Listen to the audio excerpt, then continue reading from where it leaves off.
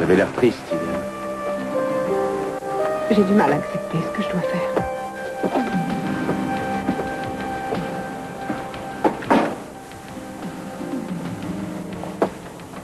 Que devez-vous faire, Eden?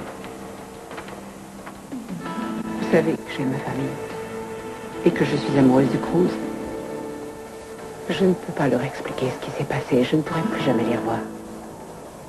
Bien sûr, c'est affreux, mais c'est la seule solution. Vous vous êtes enfin fait une raison. Si je pouvais revenir sans les faire souffrir, je le ferais. Mais je sais que ce n'est plus possible. Alors la seule chose que je peux faire pour eux désormais, c'est de leur laisser croire que je suis morte.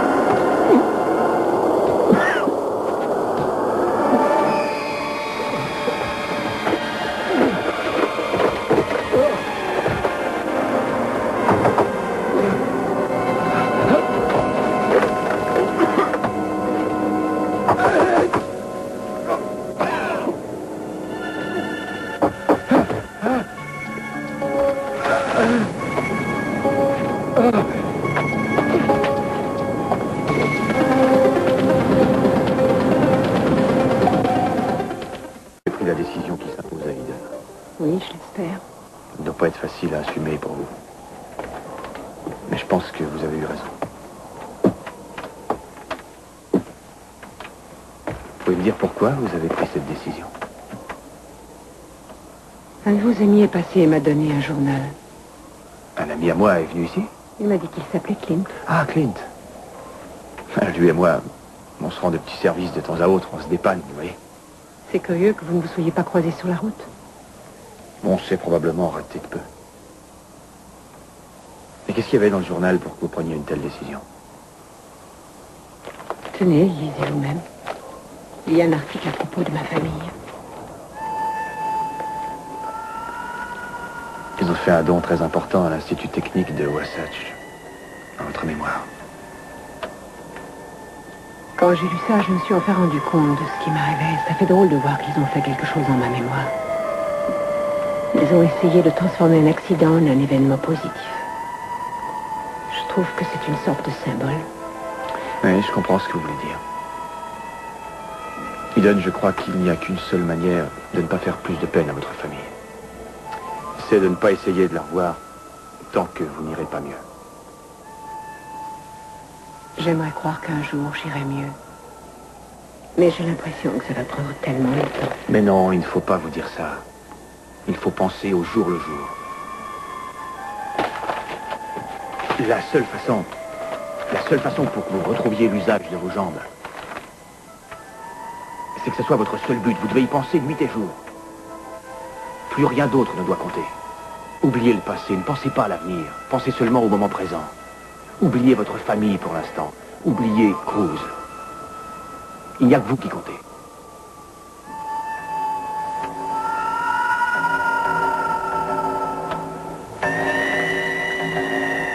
Cruz! Cruz!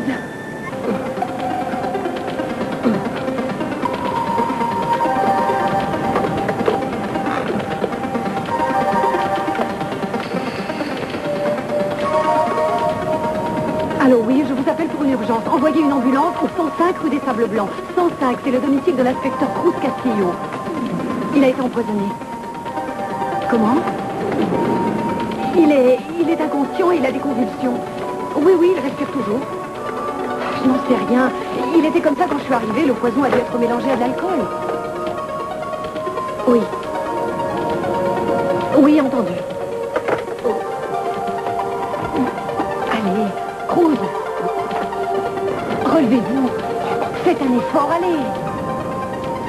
Il faut vomir, il ne faut pas rester comme ça. Vous entendez? Il faut que vous vomissiez. Levez-vous, bon sang.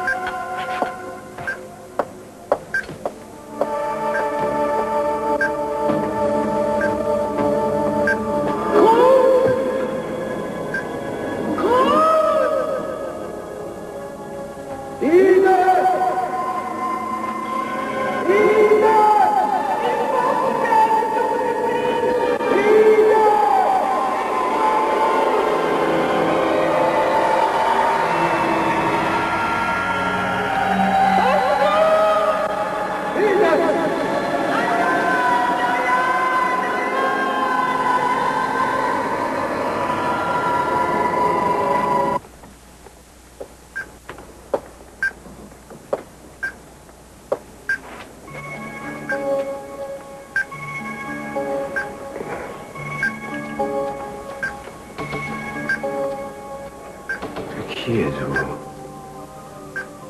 Vous ne savez pas reconnaître un ange gardien quand vous en voyez un?